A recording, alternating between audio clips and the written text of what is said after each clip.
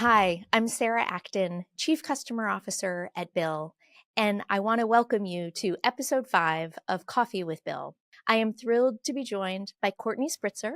She is co-founder of Entreprenista and CEO of Socialfly.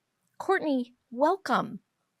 Thank you so much for having me. I'm really excited to be talking to you today. I've been a longtime customer of Bill and a big fan.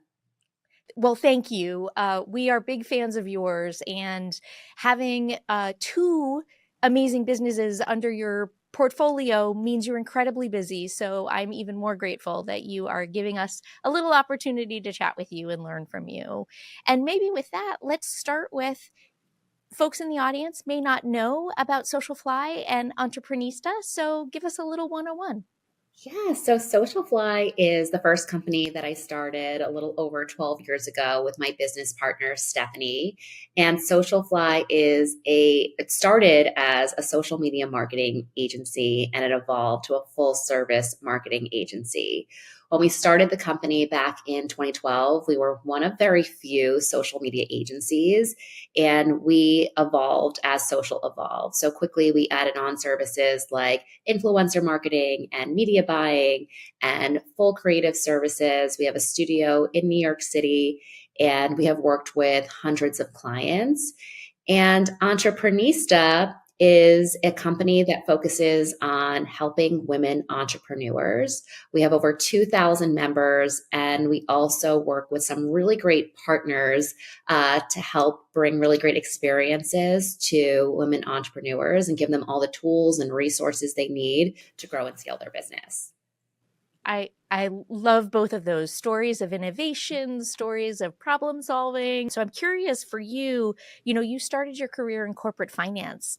Can you talk a little bit about that and maybe how that shaped what you went on to do with these two organizations? Yeah, so I actually grew up in a family of entrepreneurs. So that is what I saw growing up. I was the product of small business owners.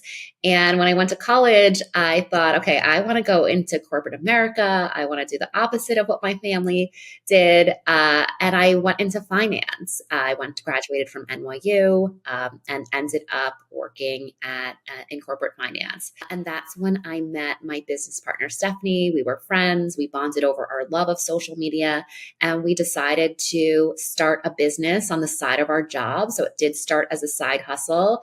And then eventually we quit our jobs on the same day to really focus on growing Socialfly. I know that Socialfly recently got acquired, which is amazing. Congratulations. You talked about after the acquisition having access to more resources, a larger team, but I'm sure that there were times where like your resourcefulness and your resiliency early on were really important. When I say those words to you, resourcefulness and resiliency, are there any moments that come to mind where you guys maybe had to dig deep?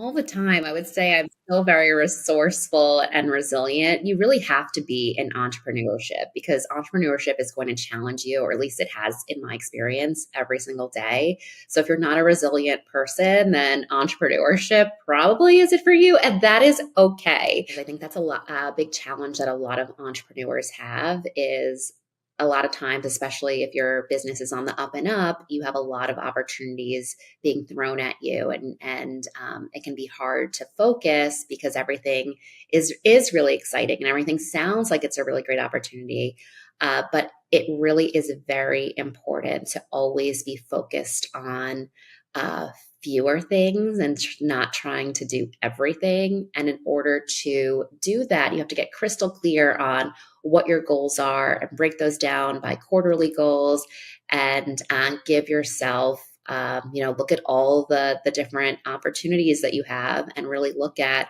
what needs to be done now and what can be pushed out, what moves the needle, what doesn't. And I often recommend to entrepreneurs that they get advisors or find mentors to be thought partners with them to really help them understand how to prioritize their time. One of the things that I did, and I still do, but but it really came in handy in the early days. Is every quarter I would write down every single thing that I was doing, and then I would look at that list and say, okay, what can I hire someone to do, delegate to someone else? What does it make sense for me to do anymore? So that I can focus my time on what's going to add the most value to the business. And actually, that's how we ended up working with Bill, because at one point I was literally handwriting tons of checks. I think this was in 2014, 2015, and I didn't even know there was a different way to make payments to people. So very happy that I found this solution. Well, we're thrilled that we were able to give you some time back in your day. It is one of the things that we hear a lot. So that is amazing to hear. And speaking of, so it it sounds like you sort of found us, thankfully, found Bill early in your journey. Maybe talking a little bit about what you look for in trusted partners, and how maybe any advice that you would give to other entrepreneurs based on what you've learned about what make for good partners and solutions as you're growing. I always ask for references. So if I'm looking for a new partner, a new solution, I go to my network of entrepreneurs and say, looking for whatever it is that I'm looking for. It could be a lawyer, an accountant, someone to help with, anything in running the business. See who they recommend. Or if my network is not telling me or giving me a good recommendation, of course I'll always go to handy dandy Google, and if I'm reaching out to a vendor that way or finding a vendor through someone I don't know, then I always ask for references or examples of work, case studies to give me the confidence that this is the right decision to make. Very smart. And I think the tapping of our networks, like the networks that we build over our careers and our businesses, are a treasure trove of information, both for partners, and also to your point earlier about how to prioritize, like having a trusted advisor who's a sounding board, is great advice. As you think about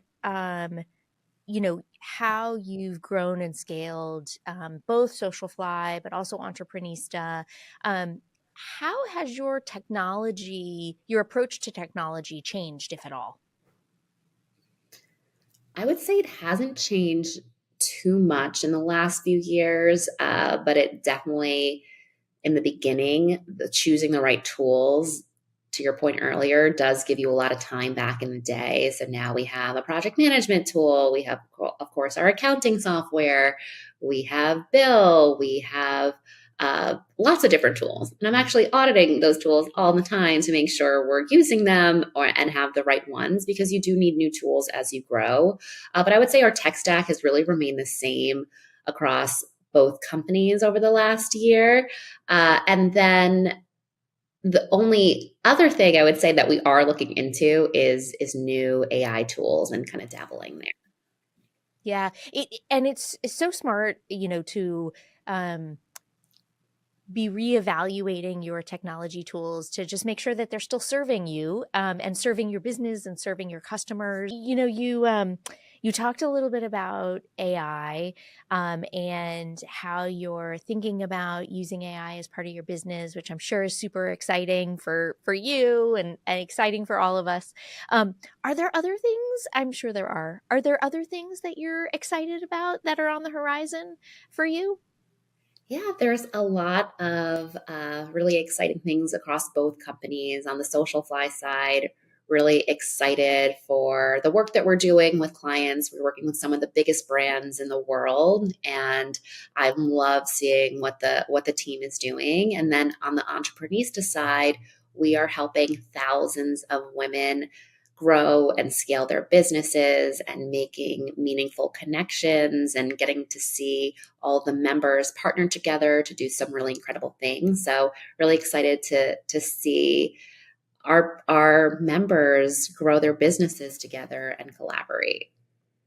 It's amazing. It's kind of like you're on two ends of the spectrum. You know, you've got people who, through Entreprenista, who are, at the beginning of their journey, and then these amazing big brands that you're working with. Courtney, as you've built Socialfly and Entreprenista, can you talk a little bit about each of those phases of growth and how you thought about building at those different moments in time?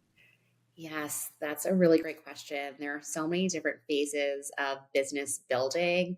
In the early days of Socialfly, we didn't have a formal business plan. The plan was, how do we sign up enough clients to be able to replace our salaries at our corporate job? That was the goal. That was the mission. And then once we achieved that goal, it was time to hire employees. So what we did at that time and what we still do is go to people that have done it before and ask. And that is one of the reasons why we created the Entreprenista League, because it has everything we wish we had when we first started our business. And it's even helpful for any entrepreneur in the very later stages of business, because it gives them an opportunity to get fresh perspectives from the community and see the new tools that people are using. And it's just also a way for us to all help each other. But in the early days, and really at every stage, it's about knowing who to go to for advice and building your network and getting that advice. And there's this saying that is, hopefully I don't botch it, is what got you here won't get you there. So you're constantly having to switch things up, switch up your tech stack at different stages of business. So for us, we went to our network to figure out how to hire our first employee, because that was, a big milestone for us. Then once we got to, I think it was over 20 employees, I was like, how do you set up HR and how do you handle that process and health insurance and setting up a 401k? And then there's, how do you overhaul how you handle finances and who's going to be responsible for that? So really at all of those stages, with every business challenge, every milestone you hit, what has helped us is having a network of people to go to for advice who's done it, who has been there and done it before. I love that. I love that. And I think you're right. The what I think everybody hopes for in a growth journey is there are constantly new milestones. Like there are constantly new things to learn. And so I think, resourcefulness and resiliency that we talked about, like it needs to be a deep well to fuel you through the journey. Courtney, I just want to say thank you. Thank you for the chat. Thank you for joining us. And most of all, thank you for being a customer. It is part of what fuels us is knowing that we play a small role in helping fuel your mission, both at Socialfly and Entreprenista. So thank you. Yes, thank you for having me.